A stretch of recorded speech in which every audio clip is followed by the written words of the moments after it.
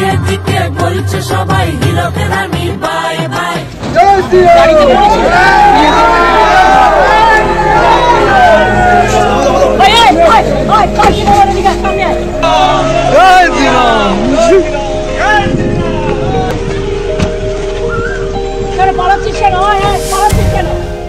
রাজ্য সফরে বেরিয়ে রাস্তায় জয় শ্রীরাম ধ্বনি শুনে মুখ্যমন্ত্রী কেমন ভাবে তেড়ে গিয়েছিলেন মনে আছে?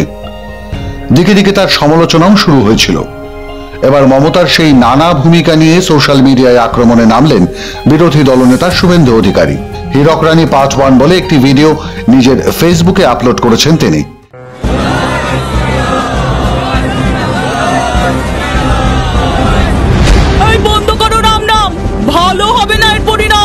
আমরা তো কোনো করিনি অন্যায়, ভগবানের নাম জপেছি শোভাযাত্রায়। শোনো, এ রাজ্য মিনি পাকিস্তান, চলবে না এখানে রাম নাম। রানী, এ কেমন অবিচার? পালন করব না ধর্ম আমার। তোদের রাম নামে দাঙ্গা বাঁধবে, আমার ভোট ব্যাংক নষ্ট হবে।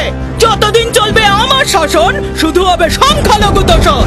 পিছিয়ে দিয়েছিলে দুর্গা বিসর্জন, ফুঁসে ওঠো শুনে রামের বন্দন। ওদের জন্য শুধুই করবে তোষণ, এসব আর মানবে না জনগণ। এবারে ধর্মের ভেদাভেদ শেষ করব সবাই।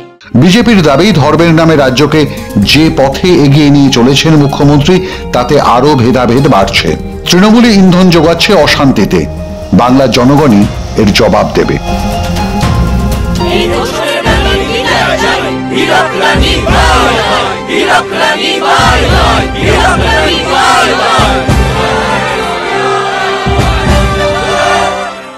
মাধ্যম ব্যুরো রিপোর্ট।